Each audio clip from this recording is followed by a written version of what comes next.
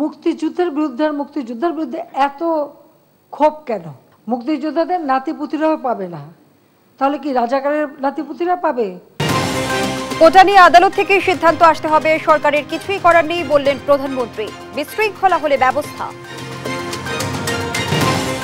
সরকারি চাকরিতে কোটা পুনর্বহাল করে হাইকোর্টের পূর্ণাঙ্গ রায় প্রকাশ, থাকছে আপিল বিভাগের 4 সপ্তাহ স্থিতাবস্থার আওতায়।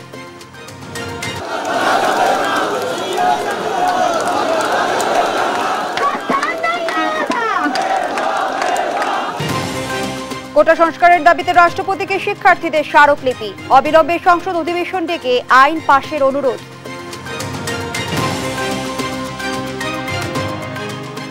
আমন্ত্রণ সংবাদ রাতে, দেখছিলেন সংবাদ শিরোনাম, সাথে আছি আমি ফারনাজ জুই। এবারে বিস্তারিত। কোটা নিয়ে সিদ্ধান্ত আসতে হবে আদালত থেকে, এ নিয়ে সরকারের এখন কিছুই করার নেই বলে জানিয়েছেন প্রধানমন্ত্রী শেখ হাসিনা। আন্দোলনকারীদের আদালতের সিদ্ধান্ত মেনে নেওয়ার পরামর্শ দিয়ে তিনি বলেন, কেউ বিশৃঙ্খলা করলে আইন অনুযায়ী ব্যবস্থা নেওয়া হবে। রোববার দুপুরে গণভবনে চীন সফর পরবর্তী সংবাদ সম্মেলনে একথা বলেন তিনি। এদিকে যুক্তরাষ্ট্রের সাবেক প্রেসিডেন্ট ডোনাল্ড ট্রাম্পের উপর হামলার নিন্দা জানান প্রধানমন্ত্রী শেখ হাসিনা। বিস্তারিত শামীমা আক্তারের প্রতিবেদনে। চীন সফর পরবর্তী সংবাদ সম্মেলনে রোববার গণভবনে সাংবাদিকদের সাথে মত বিনিময় করেন প্রধানমন্ত্রী শেখ হাসিনা। এ সময় সাংবাদিকদের নানা প্রশ্নের জবাব দেন সরকার প্রধান। কোটা বিরোধী আন্দোলনকারীদের আদালতের সিদ্ধান্ত মেনে নেওয়ার পরামর্শ দিয়ে এক প্রশ্নের জবাবে শেখ হাসিনা বলেন, ধ্বংসাত্মক কর্মসূচি করলে আইন নিজের গতিতেই চলবে। যতক্ষণ পর্যন্ত আদালত থেকে সমাধান না আসবে ততক্ষণ আমাদের এখানে কোনো কিছু করার থাকে না। কিন্তু এর বাইরে যখন কিছু করবে, পুলিশের গায়ে হাত দেওয়া বা পুলিশের গাড়ি ভাঙা বা এভাবে আক্রমণ, এগুলি যদি করতে যায় তাহলে তখন তো আইন তার আপন গতিতে চলবে। মুক্তিযুদ্ধের বিরুদ্ধে আর মুক্তিযোদ্ধার বিরুদ্ধে এত ক্ষোভ কেন? মুক্তিযোদ্ধাদের নাতিপুতিরাও পাবে না, তাহলে কি রাজাকারের নাতিপুতিরা পাবে? সেটা আমার প্রশ্ন, দেশবাসীর কাছে প্রশ্ন। পরীক্ষার প্রশ্নপত্র কিংবা অনিয়ম বিএনপির শাসনামলে শুরু হয়েছে অভিযোগ করে শেখ হাসিনা বলেন, হাওয়া ভবন থেকে তালিকার মাধ্যমে পাশ করানো হতো, তবে এই নিয়ে সতর্ক অবস্থানে আছে সরকার। ওই বিএনপি আমলে সেই সময় যে পরীক্ষা হতো আর যত চাকরি হতো, এটা কিন্তু কারো পরীক্ষা না, ওই হাওয়া ভবন থেকে তালিকা পাঠানো হতো আর সেই তালিকাই হতো। এবং সেই সময় ঢাকা কলেজে পরীক্ষা হয়, একটা বিশেষ কামরা তাদের জন্য আলাদা রাখা হয়, যেখানে বসে তাদের পরীক্ষা দিয়ে পাশ করে চাকরিতে ঢোকে। আর যেটা বলে যে হ্যাঁ, যারা বেনিফিশিয়ারি যদি তাদের খুঁজে বের করা যায় তবে তাদের বিরুদ্ধে ব্যবস্থা নেব না কেন? তাদের তো চাকরি করার কোনো অধিকারই থাকবে না। এ সময় প্রধানমন্ত্রী এক প্রশ্নের জবাবে তিস্তার পানি ভারতে আটকে আছে জানিয়ে তিস্তা মহাপরিকল্পনা ভারতের মাধ্যমে করলে ভালো হবে বলে মত দেন। আমি এখানে বেশি প্রাধান্য দেব যে এটা ইন্ডিয়া করুক, কারণ তিস্তার পানিটা ইন্ডিয়াই আটকে রেখেছে, কাজী তাদের কাছে আমাদের যদি আদায় করতে হয় তো এই প্রজেক্টের কাজ তাদেরই করা উচিত। তারা প্রজেক্ট করে তখন এটা যা প্রয়োজন তারা দেবে, এটা তো একটা ডিপ্লোম্যাসি। প্রধানমন্ত্রী বলেন, দুর্নীতির বিরুদ্ধে সরকার কঠোর হয়েছে বলেই দুর্নীতিবাজরা ধরা পড়ছে। আমিও সেটা বিশ্বাস করি যে এর বেনিফিশিয়ারি যারা তাদেরকে ধরা উচিত। শামীমা আক্তার, দেশ টিভি, ঢাকা। কোটা বাতিল করে সরকারের 2018 সালে পরিপত্র বাতিল করে দেওয়ার রায়ের পূর্ণাঙ্গ কপি প্রকাশ করেছেন হাইকোর্ট। ফলে সরকারি চাকরিতে মুক্তিযোদ্ধার সহ সব কোটা পুনর্বহাল করেন উচ্চ আদালত। এর ফলে রায়ের বিরুদ্ধে রাষ্ট্রপক্ষের করা আপিল শুনানিতে আর বাধা নেই। এদিকে হাইকোর্টের রায় আপিল বিভাগের দেয়া স্থিতাবস্থার আওতায় থাকবে। আরো জানাচ্ছেন সাবরিনা মজুমদার। শিক্ষার্থীদের আন্দোলনের মধ্যেই কোটা নিয়ে সরকারি পরিপত্র বাতিল করে রায়ের পূর্ণাঙ্গ কপি প্রকাশ করেছেন হাইকোর্ট। রোববার বিচারপতি কে এম কামরুল কাদের ও বিচারপতি খিজির হায়াতের হাইকোর্ট বেঞ্চ 27 পৃষ্ঠার পূর্ণাঙ্গ রায় প্রকাশ করেন। 11 জুলাই আদালত থেকে কোটা পুনর্বহাল করে আংশিক রায় প্রকাশের পর আজ পূর্ণাঙ্গ রায় প্রকাশ করল দেশের সর্বোচ্চ আদালত। এখন যে অবস্থায় আছে সেই অবস্থায় তো থাকবে, কোটা প্রথা নাই, যে পরীক্ষাগুলি হচ্ছে আগের প্রথায় হবে।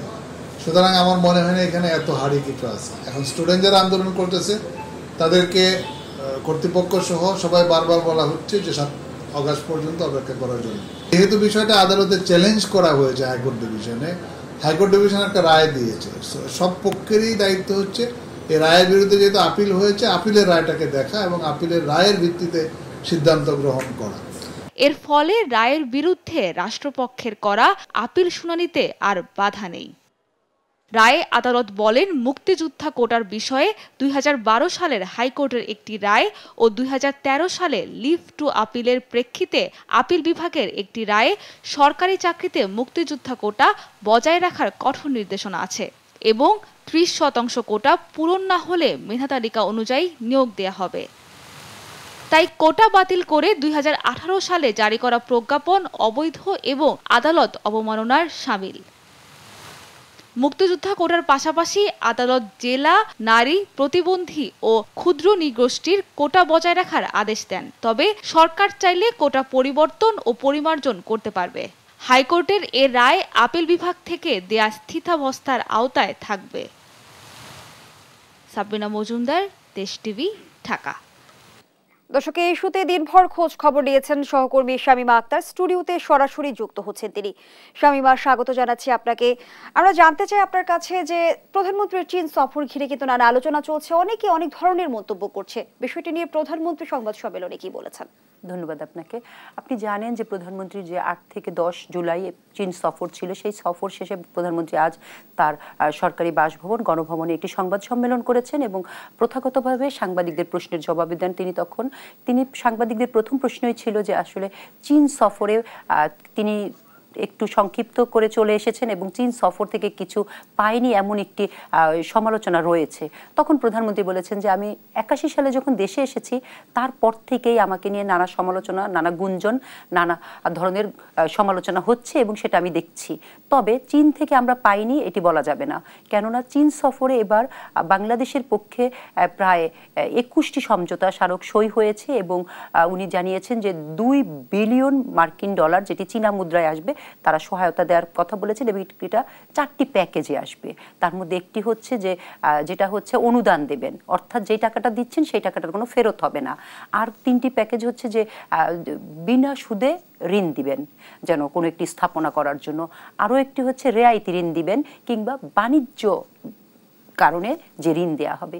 এই 4টি প্যাকেজে চীনা মুদ্রায় দেবে, তবে সেটি হবে হচ্ছে $2 বিলিয়ন মার্কিন ডলার। তো এটা কিন্তু অনেক কম টাকা বলা যাবে না। সেই দিক থেকে প্রধানমন্ত্রী বলেন যে আমাদের সাথে যে তাদের যে আলোচনা হয়েছে, এখন একটা দেশ আমাদেরকে একটি অফার দেবেন, কিন্তু সেই ঋণটা উনি কিন্তু স্পষ্টভাবে বলেছেন যে আমাদের চোখের সামনে একটি উদাহরণ আছে শ্রীলঙ্কা।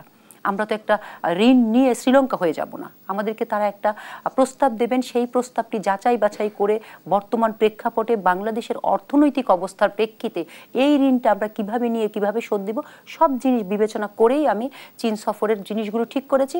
সুতরাং সেদিক থেকে আমার প্রধানমন্ত্রী মনে করেন যে তার সফর সফল হয়েছে, তবে ধারাবাহিকভাবে যারা সমালোচনা করে তারাই সমালোচনা করছেন। শামীমা, একটু ভিন্ন প্রসঙ্গে আসতে চাই। আপনি নিশ্চয় অবগত আছেন যে কোটা সংস্কার আন্দোলনে কিন্তু উত্তপ্ত, আমরা যদি বলি রাজপথ উত্তাল দেশ। সেই জায়গা থেকে সংস্কার বিষয়ে প্রধানমন্ত্রীর অবস্থান কি? ধন্যবাদ আপনাকে আবারও। যেটা হচ্ছে যে প্রধানমন্ত্রীর অবস্থানটি প্রধানমন্ত্রী একেবারে পরিষ্কারভাবে বলেছেন। প্রধানমন্ত্রী বলেছেন যে যখন আমরা কোটার বিষয়টি নিয়ে আন্দোলন হলো তখন আমরা সেটা বাতিল করে দিয়েছিলাম সবার কথা বিবেচনা করে, কিন্তু বাতিল করার ফলে কি হলো? বাতিল করার ফলে আবার মুক্তিযুদ্ধের সন্তানরা আদালতে গিয়েছে, আদালতে তারা যৌক্তিকভাবে উপস্থাপন করেছে, তাদের বিষয়টি আদালত গ্রহণ করে আদালত তাদের পক্ষে রায় দিয়েছে যে কোটার যে পরিপত্রটি সেটি বাতিল করেছে, মানে কোটা বহাল থাকবে। তিনি বলেছেন যে গত 3 বছর অর্থাৎ 2018 সালে কোটা বাতিল হয়েছিল, তারপর থেকে এ পর্যন্ত তিনি দেখিয়েছেন যে পুলিশে 2 জন নিয়োগ হয়েছে এবং যেটা আমরা বলি সরকারি বিসিএস চাকরি দিয়ে, যেটা হচ্ছে যে 1 নম্বর যে ইয়াটা হয় যে সেই ক্ষেত্রে ফার্স্ট গ্রেডে বলছে 4 জন নারীর চাকরি হয়েছে।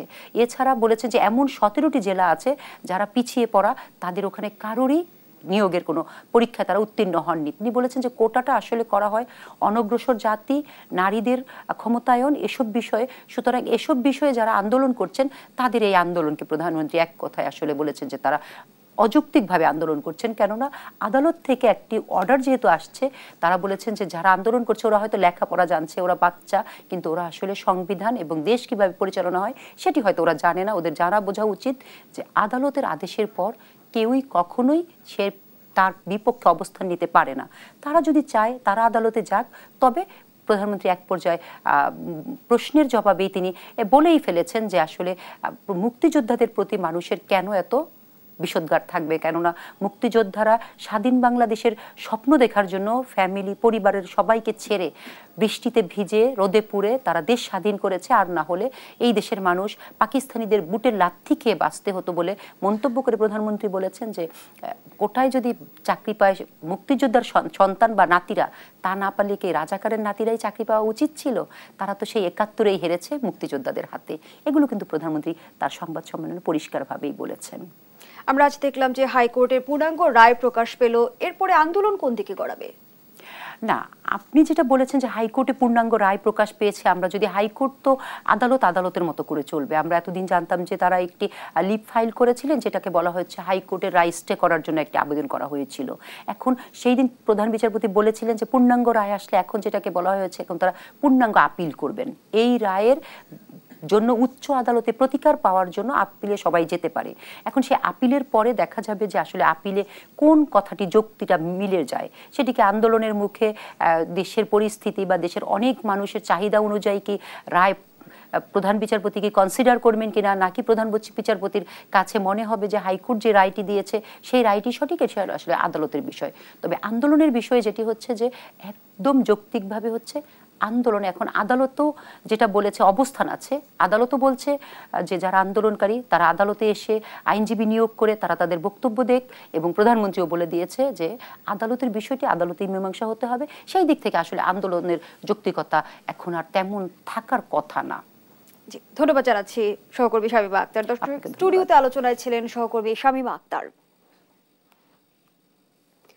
কোটা সংস্কারের দাবি জানিয়ে রাষ্ট্রপতি মোহাম্মদ শাহাবুদ্দিনের কাছে স্মারকলিপি দিয়েছে আন্দোলনরত শিক্ষার্থীরা। অবিলম্বে সংসদ অধিবেশন ডেকে আইন পাশ করার অনুরোধ জানান তারা। গণপদযাত্রা শেষে আন্দোলনের নেতারা জানান পরিস্থিতি পর্যবেক্ষণ করে পরবর্তী কর্মসূচি ঘোষণা করা হবে।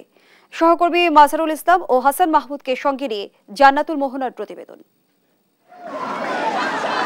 আন্দোলনের ১৪তম দিনে গণপদযাত্রা এবং রাষ্ট্রপতি বরাবর স্মারকলিপি দিতে ঢাকা বিশ্ববিদ্যালয়ের কেন্দ্রীয় গ্রন্থাগারের সামনে জড়ো হয় শিক্ষার্থীরা। অন্যান্য প্রতিষ্ঠান থেকেও যোগ দেয় অনেকে। দীর্ঘ মিছিল নিয়ে বঙ্গভবনের উদ্দেশ্যে রওনা করে শিক্ষার্থীরা। অভিনব পদযাত্রা নিয়ে শাহবাগ, মৎস্য ভবন, হাইকোর্ট মোড় ঘুরে বঙ্গভবনের পথে অগ্রসর হয়। নিরাপত্তা নিশ্চিতে পথে পথে সতর্ক অবস্থায় আইন শৃঙ্খলা বাহিনী। 0 পয়েন্টে পদযাত্রা আটকে দেয় তারা। এ সময় সড়কে বসে পড়ে শিক্ষার্থীরা। এ সময় পুলিশের সঙ্গে বাকবিতণ্ডায় জড়ায় বিক্ষুব্ধ শিক্ষার্থীরা। পরে ব্যারিকেড ভেঙে বঙ্গভবনের দিকে এগিয়ে যায় তারা। শিক্ষার্থীদের 12 সদস্যের একটি প্রতিনিধি দল রাষ্ট্রপতির সামরিক সচিবের কাছে স্মারকলিপি জমা দিয়ে ফিরে আসে। আন্দোলনকারীদের আশা, কোটা সংস্কারে 24 ঘন্টার মধ্যে সংসদের জরুরি অধিবেশন ডেকে কার্যকরী ব্যবস্থা নেবেন রাষ্ট্রপতি। আজকে আমরা মহামান্য রাষ্ট্রপতির কাছে এসেছি। রাষ্ট্রের অভিভাবক হিসেবে আমরা চাচ্ছি, সরকারের কাছ থেকে যেহেতু আমরা আশ্বাস পাচ্ছি না, আমরা চাই তিনি হস্তক্ষেপ করে জাতীয় সংসদে আমাদের যে এক দফা দাবি, সেই এক দফা দাবির প্রেক্ষিতে আইন পাশ করতে ভূমিকা রাখবেন এবং প্রয়োজনে জরুরি অধিবেশন আহ্বান করবেন। আমরা এই ক্ষেত্রে আমাদের স্মারকলিপিতে আমরা মহামান্য রাষ্ট্রপতির কাছে 24 ঘন্টার জন্য একটি সুপারিশ করেছি যে আগামী 24 ঘন্টার মধ্যে আমরা চাই সংসদে অধিবেশন ডেকে সেটার আইন পাশের জন্য কার্যকর ব্যবস্থা নেওয়া হোক। কোটা নিয়ে স্থায়ী সমাধান না পেলে পরবর্তী কর্মসূচি ঘোষণার কথাও জানায় আন্দোলনরত শিক্ষার্থীরা। জান্নাতুল মোহনা, দেশ টিভি, ঢাকা। এদিকে কোটা সংস্কারের দাবিতে সারা দেশে বিক্ষোভ মিছিল, সমাবেশ এবং জেলা প্রশাসক বরাবর স্মারকলিপি দিয়েছে আন্দোলনরত শিক্ষার্থীরা। দাবি মেনে নিয়ে দ্রুত ক্লাসে ফেরার পরিবেশ তৈরিতে সরকারের প্রতি জোর দাবিও জানান তারা। সহকর্মীদের তথ্যচিত্রে টুম্পা আফরোজের ডেস্ক রিপোর্ট। রোববার সকালে কোটা সংস্কারের দাবিতে চট্টগ্রাম নগরীর 16 শহর রেল স্টেশনে চট্টগ্রাম বিশ্ববিদ্যালয়ের শিক্ষার্থীদের সাথে যোগ দেয় বিভিন্ন কলেজের শিক্ষার্থীরা। এরপর জেলা প্রশাসকের কার্যালয় অভিমুখে বিভিন্ন কোটা বিরোধী স্লোগান দিয়ে পদযাত্রা শেষে জেলা প্রশাসকের হাতে স্মারকলিপি তুলে দেন তারা। আমাদের যে দাবিটি সুস্পষ্টভাবে নির্বাহী বিভাগের কাছে এবং পুরো জাতির সামনে বারবার উপস্থাপন করেছে। আমাদের এই আন্দোলনটা ততদিন পর্যন্ত চলবে যতদিন পর্যন্ত না আমাদের আন্দোলনটা সফল হচ্ছে। কোটা সংস্কার ও শিক্ষার্থী হামলার প্রতিবাদে কুমিল্লা জেলা প্রশাসন কার্যালয়ে স্মারকলিপি দেন কুমিল্লা বিশ্ববিদ্যালয় সহ অন্যান্য কলেজ শিক্ষার্থীরা। এ সময় বৈষম্যমূলক কোটা পদ্ধতি সংস্কার, দ্রুত সংসদে আইন পাশ ও মামলা প্রত্যাহারের দাবি জানান তারা। 24 ঘন্টার মধ্যে মামলা প্রত্যাহারের দাবি জানিয়েছে বরিশালের কোটা সংস্কার আন্দোলনকারীরা। সকালে গণপদযাত্রার অংশ হিসেবে বিভিন্ন শিক্ষা প্রতিষ্ঠানের শিক্ষার্থীরা ডিসি কার্যালয়ে আসা শুরু করে। এ সময় সব ধরনের সরকারি চাকরিতে বিদ্যমান বৈষম্যমূলক কোটা পদ্ধতি সংস্কারের দাবি জানান তারা। কোটা সংস্কারের দাবিতে রংপুরে গণপদযাত্রা শেষে জেলা প্রশাসকের মাধ্যমে রাষ্ট্রপতি বরাবর স্মারকলিপি দিয়েছেন শিক্ষার্থীরা। এ সময় রোকেয়া বিশ্ববিদ্যালয় ক্যাম্পাস থেকে একটি বিক্ষোভ মিছিল নিয়ে পায়ে হেঁটে জেলা প্রশাসকের কার্যালয়ে গিয়ে স্মারকলিপি দেন তারা। এদিন বৈষম্য বিরোধী ছাত্র আন্দোলনের ব্যানারে জাহাঙ্গীরনগর বিশ্ববিদ্যালয়ের শিক্ষার্থীরাও বিক্ষোভ মিছিল ও সংহতি সমাবেশ করেছে। এ সময় শিক্ষার্থীদের উপর হামলা মামলার প্রতিবাদ জানিয়ে কোটা সংস্কারের দাবি তুলে ধরেন তারা। আমরা এই আন্দোলনের সুষ্ঠু একটা বিচার না পাওয়া পর্যন্ত আমরা এই আন্দোলন চালিয়ে যাব। বিশ্ববিদ্যালয়ের শিক্ষকদের একটা বড় অংশ আমাদেরকে সংহতি জানিয়েছেন বিবৃতির মাধ্যমে, আর ইতিমধ্যে আজকে সশরীরে মাঠে এসে বিশ্ববিদ্যালয়ের শিক্ষকগণ আমাদেরকে সংহতি জানাচ্ছে। ময়মনসিংহে কোটা সংস্কারের দাবিতে পদযাত্রা শেষে জেলা প্রশাসকের মাধ্যমে রাষ্ট্রপতি বরাবর স্মারকলিপি দিয়েছে আন্দোলনকারী শিক্ষার্থীরা। আমরা দেখেছি যে 56% যে কোটা, সেই কোটা আসলে একটা অযৌক্তিক কোটা। মুক্তিযোদ্ধাদের তৃতীয় প্রজন্ম পর্যন্ত যে কোটা দিয়েছে সেটা আসলে সম্পূর্ণ অযৌক্তিক। সারা বাংলাদেশে আজকে কৃষি মাধ্যমে মহামান্য রাষ্ট্রপতি বরাবর আমাদের যে কোটা সংস্কারের যে যৌক্তিক দাবি, সেই যৌক্তিক দাবি নিয়ে সারা বাংলাদেশে আজকে আমাদের এই কর্মসূচি পালন করছে। দাবি আদায় না হওয়া পর্যন্ত আন্দোলন চালিয়ে যাওয়ার ঘোষণা দেন আন্দোলনরত শিক্ষার্থীরা। Tumpa Afroz, news desk, Desh TV. জানাবো খেলার সংবাদ। ইউরো ফাইনালে রাতে Spain England high voltage match. এক যুগ পর ফাইনালে ওঠা স্পেনের লক্ষ্য শিরোপা পুনরুদ্ধার করা। অন্যদিকে প্রথম শিরোপা ঘরে তুলতে মরিয়া থ্রি লায়ন্স। বার্লিনের অলিম্পিক স্টেডিয়ামে ম্যাচ শুরু বাংলাদেশ সময় রাত 1টায়। আরো জানাচ্ছেন রায়হান কবির শুভ্র। প্রস্তুত ফাইনালের মঞ্চ, শিরোপা স্বপ্নে বিভোর জায়ান্ট দল স্পেন এবং ইংল্যান্ড। দুর্দান্ত ফুটবল খেলে ফাইনালে ওঠা স্পেন ছক কষছে শিরোপা পুনরুদ্ধারের। অন্যদিকে ঘাম ঝরিয়ে ফাইনালে আসা ইংলিশরা ভরসা রাখছে নিজেদের সামর্থ্যের উপর। 2012 সালে সবশেষ ইউরো জেতা স্পেন এবার ফাইনালে উঠে এসেছে যোগ্য দল হিসেবেই। তাদের এই অপ্রতিরোধ্য যাত্রার সবচেয়ে বড় কারিগর তরুণ ফরওয়ার্ড লামিনে ইয়ামাল। এদিকে গোল করার পাশাপাশি গোল বানিয়ে দেওয়ার কাজটাও নিয়মিত করেছেন ফরওয়ার্ড দানি ওলমো এবং মিডফিল্ডার ফাবিয়ান রুইজ। আসরে দুর্দান্ত খেলেছেন স্প্যানিশ ডিফেন্ডাররাও। এদিকে এক ম্যাচের নিষেধাজ্ঞা কাটিয়ে ফাইনালে খেলবেন ডিফেন্ডার দানি কারবাহাল। অন্যদিকে অনেকটা ধুঁকতে ধুঁকতে ফাইনালে এসেছে ইংল্যান্ড। সময়ের অন্যতম সেরা খেলোয়াড়দের নিয়েই আসরে খেলতে এসেছে ইংলিশরা। গেল মৌসুমের ক্লাব ফুটবল মাতিয়েছেন সাকা, কেইন, ফোডেন, বেলিংহামরা। সেই ধারা ফাইনালেও ধরে রাখতে চাইবেন তারা। 1966 সালের পর কোনো ট্রফি জিততে পারেনি ইংল্যান্ড, তাই এবার আর কোনো ভুল না করে ইউরো চ্যাম্পিয়নদের লিস্টে নিজেদের নাম তুলতে মরিয়া গ্যারেথ সাউথগেট শীর্ষরা। রায়হান কবির শুভ্র, sports desk, Desh TV. Euro Copa America নিয়ে কথা বলতে আমাদের সঙ্গে যুক্ত হচ্ছেন সাবেক ফুটবলার ও কোচ সাইফুল বারী টিটু। সাইফুল বারী টিটু, স্বাগত জানাচ্ছি আপনাকে। আপনার কাছে জানতে চাই, দুই হেভিওয়েট স্পেন ও ইংল্যান্ডের লড়াই, আপনি কোন দলকে এগিয়ে রাখছেন? এটা বলা খুব মুশকিল। আমি মনে করছি যে খুব কম্পিটিটিভ ফাইনাল হবে। স্পেন একটু এগিয়ে, যদি আমরা তাদের কনভিন্সিং পারফরমেন্স দেখি থ্রু আউট দ্য টুর্নামেন্ট। আর যেরকম বলছিলেন যে ধুঁকতে ধুঁকতে ইংল্যান্ড যাচ্ছে, বাট একটা জিনিস হচ্ছে যে পরিষ্কার ফাইনাল ইজ দ্য ফাইনাল। ফাইনালে যে টিমটা তাদের স্ট্রেংথটা শো করতে পারবে এবং তাদের উইকনেস ঢেকে রাখতে পারবে, ওইটাই হবে আসল কাজ। তো আমি যদি বলি স্পেনের যে জিনিসটা, এই টিমটা আগের ওই 2008 এবং 10 এবং 12 ওই জেনারেশনের খেলাটা মনে করাচ্ছে। বাট একটা জিনিস হচ্ছে যে ফাইনালে ইংল্যান্ড যেভাবে এসছে, তারা কখনো রেজিলিয়েন্ট একটা অ্যাপ্রোচ দেখিয়েছে, যে কখনোই হার মানেনি, কনফিডেন্ট ছিল, নিজেদের উপর আস্থা ছিল। তো ওইভাবে আবার ফাইনালটা তারা কিভাবে নিচ্ছে, তারা হয়তো কিছুটা আন্ডারডগ হিসাবে শুরু করবে এবং যেটা প্রেশারটা কম নিতে হয় আর কি। তো আমি বলবো স্পেন একটু এগিয়ে, যদি আমরা কনসিস্টেন্সি দেখি থ্রু আউট দ্য টুর্নামেন্ট। এবং স্পেনের অনেকদিন পর দুইটা উইঙ্গার দেখছি আমরা, যেটা ইয়ামাল এবং নিকো উইলিয়ামস, যেটা ছিল আগে কখনো দেখিনি আমরা এই ধরনের দ্রুতগতির উইঙ্গারদের। তো স্পেন কিছুটা সুবিধাজনক আছে অবস্থায়, বাট তাদের মাটিতে পা রাখতে হবে। ফাইনালে এনিথিং ক্যান হ্যাপেন, সো কনসেন্ট্রেশনটা ধরে রাখতে হবে like other matches they have played in the tournament.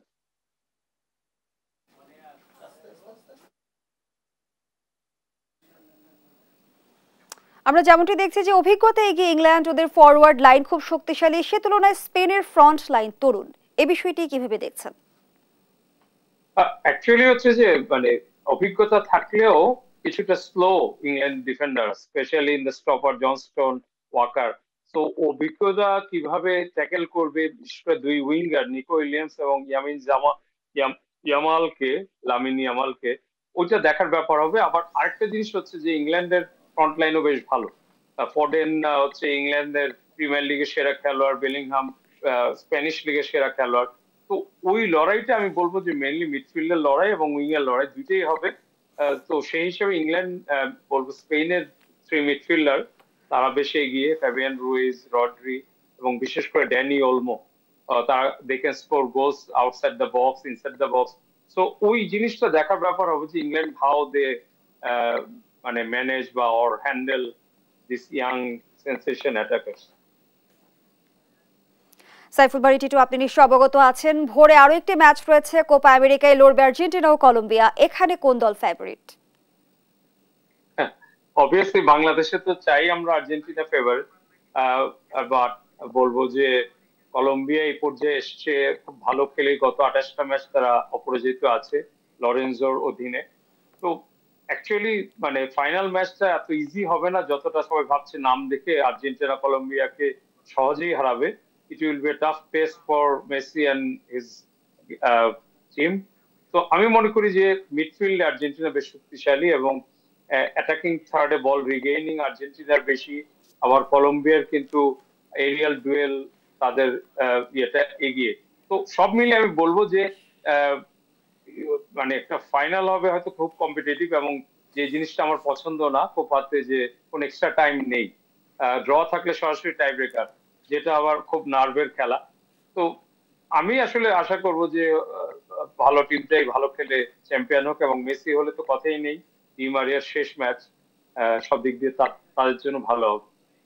চট্টগ্রামের ফটিকছড়িতে পূর্ব শত্রুতার জেরে দুর্বৃত্তদের হামলায় 11 জন আহত হয়েছে।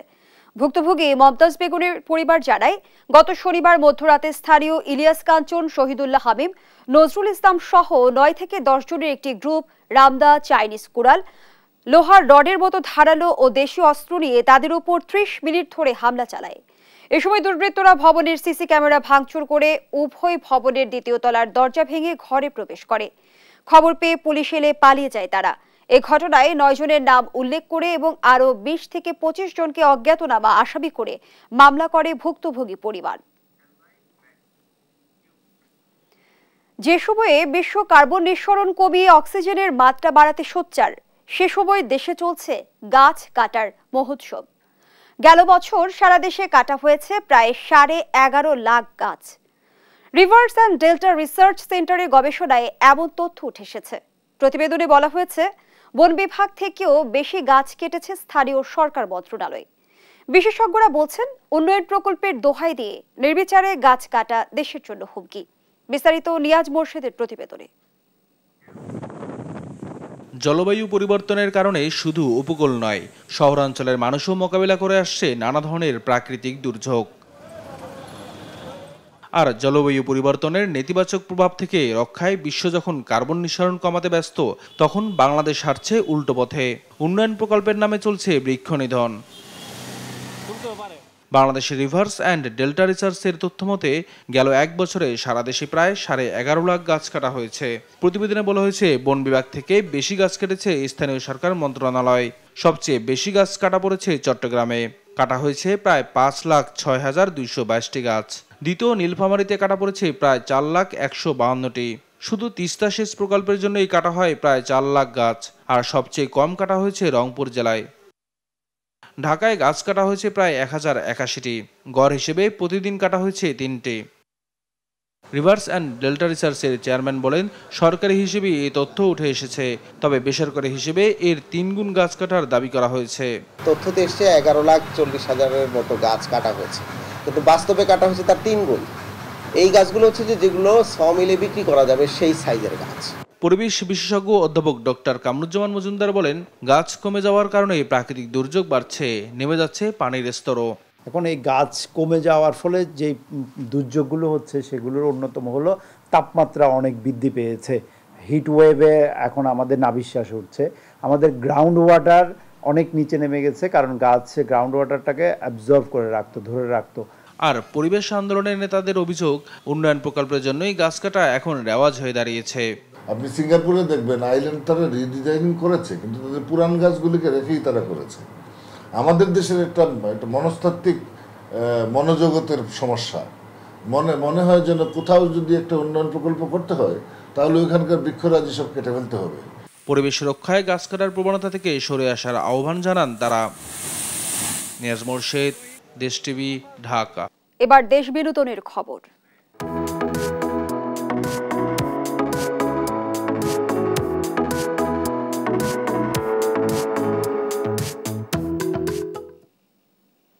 সিনেমায় অভিনয়ে দ্যুতি ছড়িয়ে দর্শক হৃদয়ে জায়গা করে নিয়েছেন অনেক আগেই। পরিচালনায়ও দেখিয়েছেন মুন্সিয়ানা। নাট্যকার নির্দেশক হিসেবেও নিজেকে প্রমাণ করেছেন। বলছি ঢাকাই সিনেমার শক্তিমান অভিনেত্রী অরুণা বিশ্বাসের কথা। সম্প্রতি এই অভিনেত্রী বর্তমান ব্যস্ততা ও সমসাময়িক নানা বিষয় নিয়ে কথা বলেন দেশ টিভির সঙ্গে। বিস্তারিত জানাচ্ছেন ARM সাদাত। অরুণা বিশ্বাস বাংলাদেশ চলচ্চিত্রের একটি নক্ষত্রের নাম, যে নক্ষত্রের আলোয় তিনি এখনো ঝলমল করে ওঠেন। একটা সময় রূপালী পর্দা কাঁপানো এই নায়িকা তার অভিনয় দিয়ে অনেক আগে জায়গা করে নিয়েছেন দর্শক মনে। চাপাডাঙ্গার বৌখ্যাত অরুণা বিশ্বাস শতাধিক সিনেমায় অভিনয় করেছেন। অভিনয়ের পাশাপাশি পরিচালনাতেও প্রশংসা অর্জন করেছেন। বর্তমানে সেন্সর বোর্ড এবং লেখালেখি নিয়ে ব্যস্ত সময় পার করছেন এই অভিনেত্রী। আমার ব্যস্ততা হচ্ছে সেন্সর বোর্ড, আর আছে আমি প্রাথমিক বাছাই কমিটিতে আছি, অনুদান কমিটির। আর নিজের এখন একটু কিছু বই বের করার চেষ্টা, লেখালেখির কাজ দিয়ে ব্যস্ত আছি। বাবার উপর একটা বই বের করব, সেই সাথে আমার জীবনের যে আজকের এই জায়গায় দাঁড়ানো, সেগুলো নিয়ে আমি কিছু লেখালেখির চেষ্টা করছি, আর একটা উপন্যাস লিখব। ঢাকাই সিনেমার এক সময়ের জনপ্রিয় অভিনেত্রীকে বর্তমানে অভিনয়ে তেমন একটা দেখা যাচ্ছে না। অভিনয় থেকে কি মুখ ফিরিয়ে নিয়েছেন তিনি? আসলে অভিনয়টা তো মুখ ফিরিয়ে নেওয়া যায় না আসলে, কারণ হচ্ছে অভিনয়টা হচ্ছে আমার রক্তে আছে। কিন্তু সেই ধরনের স্ক্রিপ্ট না হলে, গল্প না হলে, চরিত্র না হলে, ডিরেক্টর না হলে কাজ করা তো মুশকিল এখন। কারণ হচ্ছে যে এখন সারা জীবন তো কম্প্রোমাইজ করেছি কাজ করার জন্য, জীবিকার জন্য, এখন আসলে ওই জিনিসগুলো করতে ইচ্ছে করে না। কয়েক বছর ধরে ঈদে ঢাকায় সিনেমা মুক্তির জোয়ার চলছে। সারা বছর ধরে সিনেমা মুক্তির কাজ এগিয়ে নেওয়া হয় ঈদকে ঘিরে। ঈদের সিনেমাগুলো দেখা হয় কিনা, এছাড়া বর্তমান নাটক সিনেমার প্রেক্ষাপট নিয়ে কি বলবেন? দেখা হয়, কিন্তু দীর্ঘদিন দেখতে পাচ্ছি না, আমি দেশে ছিলাম না, লম্বা একটা বিরতি ছিল। কারণ নর্মালি তো আমি সব ছবি সেন্সর বোর্ডেই দেখে ফেলি, সেটা দেখা হয়নি, তবে কয়েকটা দেখেছি এর মধ্যে। এখনকার সময়ে নায়ক নায়িকা তৈরি হচ্ছে, আবার হারিয়েও যাচ্ছে, কিন্তু অভিনেতা অভিনেত্রী তৈরি হচ্ছে না। এর পেছনের কারণ কি বলে মনে করেন? আমরা নায়ক নায়িকা না, কিন্তু আমরা অভিনেতা অভিনেত্রী। এখন হয় কি, আমাদেরকে যারা নিয়ে কাজ করবে তাদের কতটুকু মেধা আছে। ওই যে সিন্ডিকেট, তারা নেটওয়ার্কটা বেশি বিশ্বাস করে। আমি তো কাউকে ফোন করে বলবো না ভাই আমাকে ক্যারেক্টারে নাও। কথা প্রসঙ্গে অভিনেত্রী আরও জানান, বাংলাদেশে অনেক শিল্পী আছেন যাদের তৈরি করা যেত, কিন্তু ডিরেক্টর যারা আছেন তারা যদি কমান্ডিং না হন তাহলে তৈরি করা মুশকিল। বাংলাদেশে অনেক শিল্পী আছে যাদেরকে তৈরি করা যেত, ডিরেক্টররা যদি কমান্ডিং না হয়, তাদের বোল্ড ভয়েস না হয়, সেখানে কিন্তু মুশকিল। 21শে পদকপ্রাপ্ত বরেণ্য দুই শিল্পী অমলেন্দু বিশ্বাস ও জ্যোৎস্না বিশ্বাস দম্পতির সুযোগ্য উত্তরসূরি অরুণা বিশ্বাস। তিনি মনে করেন, একজন শিল্পী যদি তার পেশাগত কাজে সারা জীবন সৎ থেকে অনায়াসে কাজ করে যান, তবে সেই শিল্পী সারা জীবনই দর্শকদের ভালো কাজ উপহার দিতে পারেন। ARM সাদাত, দেশ টিভি। তুফান সিনেমার মতোই এই সিনেমার গানগুলো এখন মানুষের মুখে মুখে। শাকিব খান অভিনীত এই সিনেমার আলোচিত গান লাগে উড়াধুরা ইউটিউবে গানের গ্লোবাল তালিকায় উঠে এসেছে। গেল ২৮ জুন থেকে ৪ জুলাই তালিকায় চতুর্থ অবস্থানে রয়েছে গানটি। বিস্তারিত ফাতেমাতুজ জোহরার রিপোর্টে। রায়হান রাফি পরিচালিত তুফান সিনেমার লাগে উড়াধুরা গানটি উড়াধুরাভাবেই দর্শকদের মাতিয়েছে। সিনেমাটি প্রকাশের সঙ্গে সঙ্গেই গানটি হিট হয়েছে। তবে শুধু দেশেই নয়, বিদেশেও এই গানটি বহুল আলোচিত। YouTube shorts, Facebook reels, TikTok সহ অন্যান্য মাধ্যমেও হয়ে ওঠে জনপ্রিয়। এবার নতুন খবর হলো ইউটিউব গানের গ্লোবাল তালিকায় জায়গা করে নিয়েছে এই গানটি। গত ২৮ জুন থেকে ৪ জুলাই সাপ্তাহিক তালিকায় চতুর্থ স্থানে অবস্থান করেছে তুফান সিনেমার এই গানটি, যেখানে প্রথম স্থান অর্জন করেছে ব্ল্যাকপিঙ্ক তারকা লিজার রকস্টার। মার্কিন গায়িকা সাব্রিনা কার্পেন্টারের আলোচিত দুইটি গান অবস্থান করেছে তালিকার পঞ্চম এবং সপ্তম স্থানে। লাগে উড়াধুরা গানটি দিয়ে সোশ্যাল মিডিয়ায় প্রায় ৬ লাখ রিলস তৈরি হয়েছে। ইউটিউব গানটির ভিউ ১০০ মিলিয়ন ছাড়িয়ে। গানটি লিখেছেন রাসেল মাহমুদ এবং লেখক শরীফ উদ্দিন। সুর ও সঙ্গীতে প্রীতম হাসান এবং অন্তরা। সিনেমার এই গানটি নিয়ে প্রি প্রোডাকশনের সময় থেকেই ভাবছিলেন নির্মাতা। তুফান সিনেমাটি মুক্তির পরপর বেশ আলোচিত হয়েছে। রায়হান রাফি পরিচালিত তুফান সিনেমা যেন এবার ঈদের আনন্দকে করে তুলেছে দ্বিগুণ। দেশের ৭৯টি প্রেক্ষাগৃহের পাশাপাশি পৃথিবীর ১৭টি দেশে জমজমাটে সিনেমা। ফাতেমাতুজ জোহরা, দেশ টিভি। সময়টা খুব একটা ভালো যাচ্ছে না বলিউড খিলাড়ি অক্ষয় কুমারের, কারণ তার অভিনীত ২০২২ থেকে ২০২৪-এ মুক্তিপ্রাপ্ত প্রায় ৬টি ছবি বক্স অফিসে সফলতার মুখ দেখেনি। তার মধ্যে তৃতীয়বারের মতো হলেন কোভিডে আক্রান্ত। এত দুঃসংবাদের মধ্যে নতুন খবর দিলেন অক্ষয়। সম্প্রতি মুক্তি পেয়েছে অক্ষয় অভিনীত নতুন ছবি সারফিরা ছবির ট্রেলার। সময়টা খুব একটা ভালো যাচ্ছে না বলিউড খিলাড়ি অক্ষয় কুমারের, কারণ ২০২২ সালের পর থেকে এখন পর্যন্ত বচ্চন পান্ডে, সম্রাট পৃথ্বীরাজ, রক্ষাবন্ধন, সেলফি, মিশন রানীগঞ্জ, বড়ে মিয়া ছোটে মিয়া এই ৬টি সিনেমায় ফ্লপের খাতায় নাম লিখিয়েছে। এরই মধ্যে এলো আরও একটি দুঃসংবাদ। ফের করোনায় আক্রান্ত হয়েছে অক্ষয় কুমার। এই নিয়ে তৃতীয়বার কোভিডে আক্রান্ত হলেন তিনি, আর এ কারণেই আম্বানির ছেলের বিয়েতে যাওয়া হলো না তার। ছবি যতই ফ্লপ হোক, সিনেমা করা থেকে পিছিয়ে যান না এই অভিনেতা। এই যেমন সম্প্রতি মুক্তি পেয়েছে সারফিরা নামের একটি ছবির ট্রেলার। খোঁচা খোঁচা দাড়ি, ব্যাক ব্রাশ করা আঁচড়ানো চুল আর সানগ্লাসে একদম হ্যান্ডসাম লুকে পাওয়া যাচ্ছে বলিউডের এই খিলাড়িকে। বয়স যে শুধু একটা সংখ্যা তা আবারও প্রমাণ করলেন এই অভিনেতা। ২০২০ সালের কঙ্গারার তামিল ভাষায় নির্মাণ করা সোরারাই পোট্রু এই সিনেমার official Hindi remake Sarfira. GR গোপীনাথের স্মৃতিকথা simply fly a Deccan odyssey অবলম্বনে নির্মিত হয়েছে সিনেমাটি। এই সিনেমায় অক্ষয়কে এমন এক ব্যক্তির চরিত্রে দেখা যাবে যিনি স্বল্প আয়ে মানুষের জন্য সাশ্রয়ী মূল্যের বিমান সংস্থা তৈরির দায়িত্ব নিজের কাঁধে তুলে নেন। ছবিতে অক্ষয় ছাড়াও রয়েছে রাধিকা মদন, পরেশ রাওয়াল, সীমা বিশ্বাসের মতো অভিনেতা অভিনেত্রীরা। সম্প্রতি সামাজিক যোগাযোগ মাধ্যমে সিনেমার ট্রেলার পোস্ট করে ক্যাপশনে অক্ষয় কুমার লেখেন, স্বপ্ন এতটাই বড় দেখো যে ওরা সবাই তোমাকে যেন পাগল বলে ডাকে। সারফিরা আপনাদের কাছে সিনেমা হলে আসছে ১২ জুলাই। সুরিয়া নিজেও এই ছবির টিজার শেয়ার করেছেন। প্রসঙ্গত তিনি এই ছবির হিন্দি ভার্সনে একজন প্রযোজকও বটে। সারফিরা ছবিতে একটি বিশেষ চরিত্রে দেখা যাবে সুরিয়াকে। অক্ষয় বলিউডের পাশাপাশি দক্ষিণের পরিচালকদের সঙ্গে কাজ করেছেন। দক্ষিণী পরিচালকদের সঙ্গে অক্ষয়ের প্রথম সিনেমা ছিল ২০০০ সালে হেরাফেরি। ছবিটি পরিচালনা করেছেন প্রিয়দর্শন। এরপর গত ২১ বছরে দক্ষিণী পরিচালকদের সঙ্গে ৫টি ছবি করেছেন অক্ষয়, যেগুলোর কোনোটিই ফ্লপ হয়নি। এখন দেখার বিষয় সারফিরা ছবিটি কি তার ধারাবাহিকতা ধরে রাখতে পারে কিনা। ফাতেমাতুজ জোহরা, দেশ টিভি। বিশ্বের অন্যতম ধনী পরিবার, তার সঙ্গে তাল মিলিয়েই ব্যয়বহুল সেই পরিবারের বিয়ে। অনন্ত আম্বানি, রাধিকা মার্চেন্টের বিয়েতে তাই লোকে লোকারণ্য। বিশ্বের বড় বড় তারকা জড়ো হয়েছিলেন বিয়ের আসরে।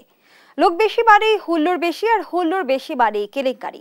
এই বিয়েতে তেমনই কিছু কেলেঙ্কারির কথা জানাচ্ছেন ARM সাদাত। আলো ঝলমলে বলিউডের সব আলো যেন কেড়ে নিল আনন্ত আম্বানি ও রাধিকা মার্চেন্টের বিয়ে। বিশ্বের তাবর তারকা শুক্রবার জড়ো হয়েছিলেন বিয়ের আসরে। লোক বেশি মানেই হুল্লোড় বেশি, আর হুল্লোড় বেশি মানেই কেলেঙ্কারি।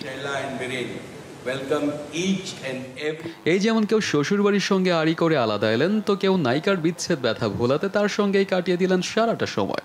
তবে মনে রাখার মতো ঘটনা হচ্ছে, আন্তর্জাতিক তারকাকে বলিউডের বিতর্কিত মডেল অভিনেত্রীর সঙ্গে গুলিয়ে ফেলেছেন সকলে। এমন সব কাণ্ড সত্যিই ঘটেছে আনন্ত আম্বানির বিয়েতে। এই যেমন দ্বিধা বিভক্ত বচ্চন পরিবার। এদিন অমিতাভ বচ্চন জয়া বচ্চনের হাতে হাত রেখে এসেছেন, সঙ্গে নিয়ে এসেছেন মেয়ে শ্বেতা নন্দা, জামাই নিখিল নন্দা, ছেলে অভিষেক বচ্চনকে। তবে বিগ বি সারাক্ষণ একমাত্র জামাইকেই আগলে রেখেছেন। এক ফ্রেমের ছবিও তুলেছেন সকলে, নেই শুধু বচ্চন বধূ ঐশ্বরিয়া। নেই মানে নেই, তিনি ফ্রেমেও নেই, পরিবারের সঙ্গে আসরেও নেই। বেশ কিছুক্ষণ পরে তিনি মেয়ে আরাধ্যাকে নিয়ে এলেন, মেয়ের সঙ্গে ছবিও তুললেন, তারপরে পা রাখলেন বিয়ে বাড়িতে। আর সেখানেই তিনি রেখার সঙ্গে ঘনিষ্ঠ। সমাজ মাধ্যমে ভাইরাল, রেখা আর ঐশ্বরিয়া পরস্পরকে জড়িয়ে ধরেছেন। রেখা অবশ্য আরাধ্যাকেও আদর করেন। এসব দেখে নিন্দুকেরা চুপচাপ থাকেন কি? তারা সালমান খান ও ঐশ্বরিয়া রায়কে ফের মেলানোর চেষ্টায়। এআই ছবিতে এক করে দিয়ে রটনা, রেখা নাকি গানে গানে রায় সুন্দরীকে বুদ্ধি দিয়েছেন, তারপরেই নাকি হাতে হাত রেখে সালমানের সঙ্গে পোজ দিয়েছেন রায়। এমন নকল ছবি সমাজ মাধ্যমে আসতেই ফের গুঞ্জন, শীঘ্রই হাম দিল দে চুকে সানাম 2 ছবি আসছে, এমন রটনাও কান পাতলেই শোনা যাচ্ছে। এদিকে বিচ্ছিন্ন হার্দিক পান্ডে, একই পরিস্থিতির মধ্য দিয়ে যাচ্ছেন অনন্যা পান্ডেও। দুই সমব্যথীকে বিয়ের আসরে অভিন্ন হৃদয় হওয়ার পথে হাঁটলেন। ভাইরাল হওয়া একাধিক ভিডিও তেমনই ইঙ্গিত দিচ্ছে। এদিন অনন্যার সঙ্গে অনেকটা সময় দেখা যায় হার্দিককে, দুজনে একসঙ্গে নাচের ছন্দে পাও মেলান। অন্যদিকে বলিউড বলছে এটাই নাকি সেরা অঘটন। শুক্রবার রাতে আন্তর্জাতিক তারকা কিম কার্দাশিয়ান এবং ক্লোই কার্দাশিয়ান। কিমের সাজ বাহবা কুড়িয়েছে, আর ক্লোই তার সাজ দেখে বলিউড রাখি সাওয়ান্তের সঙ্গে গুলিয়ে ফেলেছেন সকলেই। ক্লোইর সাজের সঙ্গে রাখির সাজের হুবহু মিল, একই গয়না, পোশাক, রূপটান, এমনকি চলন বলনের ভঙ্গিও। ARM সাদাত, দেশ টিভি। এই ছিল এখনকার সংবাদ রাত। পরের বুলেটিন দেখার আমন্ত্রণ রইল। ধন্যবাদ সবাইকে।